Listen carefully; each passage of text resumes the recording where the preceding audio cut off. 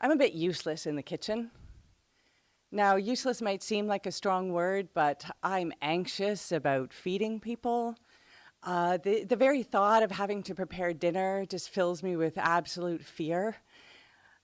For example, when I cooked my first meal for my husband when we were first married, spaghetti bolognese, I served it to him and he said, "That's disgusting." And so I said, "You know what? I don't really like to cook." And he said, "But I do." And I said, "Great." And I've never cooked again. So it might seem a little bit odd that one Christmas, many moons ago, I was sitting there talking with my husband, Steve, and saying, I really miss Christmas. We don't have kids, and Christmas by ourselves in Hong Kong just isn't that exciting. I don't go home to Canada for Christmas for very good reasons. There's snow, there's traveling, there's usually children. So I suggested this one year, out of just a mild bit of madness, that we might hold what I'm going to call an orphan's Christmas. Now, this isn't a Christmas for actual orphans. It's just a Christmas for other people around our age, friends of ours, who are by themselves, like I am, at Christmas. And Steve looks at me and he goes, "Yeah, that's a great idea. I'll do the cooking." I said, "Okay, fantastic." So by the 15th of December, I had invited 10 extra people into our tiny little flat for Christmas dinner. By December the 16th, I was starting to panic. "What are we going to feed them?" I asked Steve. "Oh, I'll think of something," he says. "No problem." But I've got all these scenarios in my head. For me to cook anything takes ages. I don't know. I was feeling Christmassy, but now not so much.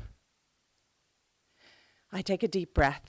"Just trust me," he says. "I know what I'm doing." And I look him straight in the eye and say, "I do. I trust you." And then it's a week before Christmas, and he still has done nothing. And for me to prepare takes like days of, at least 3 days of planning, and then days of shopping, planning the shopping, the cutting of things, and the preparing of things, and the washing of things. So I'm getting a little bit anxious. "What are you going to make for dinner?" I asked Steve. "I don't know," he said. "I haven't really thought about it." "Don't worry about it. It'll be fine."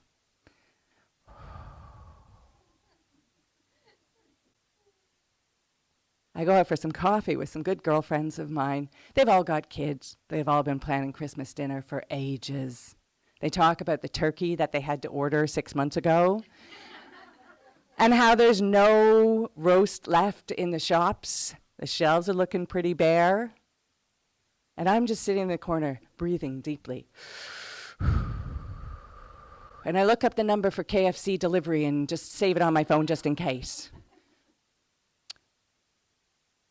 And then it's Christmas Eve.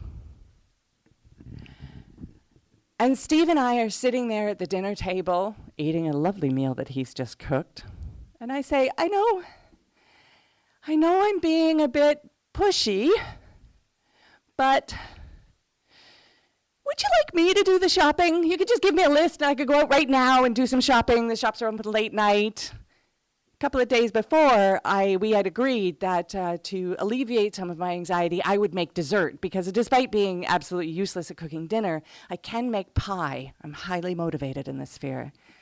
And so I've already made the pie, it's already ready, and I'm saying, I could just go out to the shop and I could pick you something up. Do you want me to do that? I could do that for you. He says, "No, it's fine. I'll get everything fresh tomorrow." Christmas Day. Christmas Day dawns, 6 a.m., I'm up stressed cleaning the house. I put up our tiny little Christmas tree and hang all the little decorations on it that my mother sent me over the years, and I think to myself, Christmas is a time for caring. Christmas is a time for sharing. I'm ready to care. I'm ready to share. And I'm starting to feel a tiny bit, no, I'm not feeling at all Christmassy. Steve's not up by 9 o'clock, and I start wondering if I could just go to the shop and do some of the shopping, and maybe it'll be okay. But I tell myself, no, I said that I trust him. Deep breaths. At 11:30, Steve gets out of bed. And I'm sitting on the sofa on my hands with my mouth shut because I'm not going to say anything pleasant at this point in time. Going out to do the shopping, see you soon. He grabs some recycled bags and he's out the door. I breathe a sigh of relief. In half an hour he's back, throws the bags in the kitchen, goes take a shower. Has another coffee. I'm deep breathing in the corner. And I think, while he's doing that, I can unpack the groceries. I can maybe, I don't know, peel some carrots or wash some potatoes, or surely I could do something helpful, something that will shorten the time that he takes to cook dinner. So I go into the kitchen and I unpack the bags and I unpack carrots and I unpack parsnips and I unpack mushrooms and I unpack potatoes. But there is no meat. There's no main course involved here. And I take a deep breath. There is no Christmas spirit in me right now. I go back out to ask Steve what the hell is going on, only to find him asleep in the bedroom. He's having a nap. I said I trust him. I said I trust him. I said I trust him. At 1 o'clock he wakes up and he picks up the bags again and he goes back out. I'm getting to do the rest of the shopping, honey. I'll be back soon.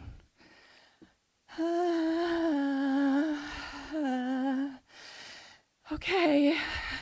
And sure enough, 20 minutes later, he comes back with his bags full. He goes into the kitchen. I can hear him turning on the speaker in there with some Christmas music, puts on his apron, and off he goes. Closes the kitchen door. And I just spend the time breathing on the sofa, waiting for our guests to arrive. I've told the guests to come for 4 o'clock for drinks, to eat at 6, so that we could have a little bit of a, get together and chat before we get started. And I just breathe deeply until the first guest arrives at 4:15. By this time, the house is smelling amazing. I mean, really good. First guest arrives and gives me a big, warm, seasonal hug and says, thanks for inviting us over. It's really good to have a home-cooked meal on Christmas. It's such a treat. And you know what? There is a little bit of that Christmas spirit in me. There is a little bit there. I think, these people, we care about them. That's why we invited them. They're nice people. They're not going to care if dinner is terrible or we end up having KFC or it's 4 hours late. It's going to be fine. I pour a glass of wine for both of us. The rest of the guests have arrived by 5:30. Steve hasn't emerged from the kitchen just yet, but all the guests have thanked us and said how pleased they are to be there. And I am feeling a little Christmassy. I am feeling a bit, goodwill to all men. And the kitchen is smelling marvelous. 6:15, we all sit down for dinner. Steve brings out the entree. He's got stuffed mushrooms. He's got crispy bread. He's got a lovely salad.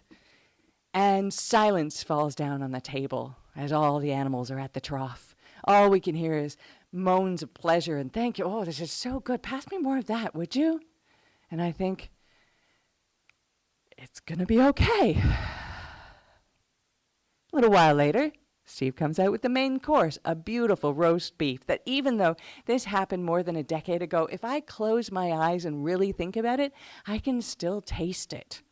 It was succulent and juicy. It had honey roasted parsnips on the side and carrots on the other side and the British style roasted potatoes.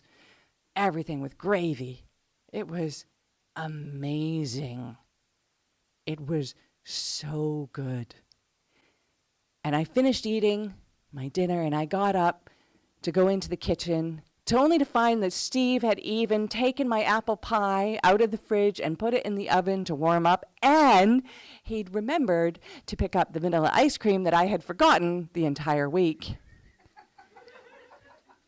And I stood there in the kitchen, shaking my head and laughing at myself and thinking, all that worry, all that stress, all that energy for nothing.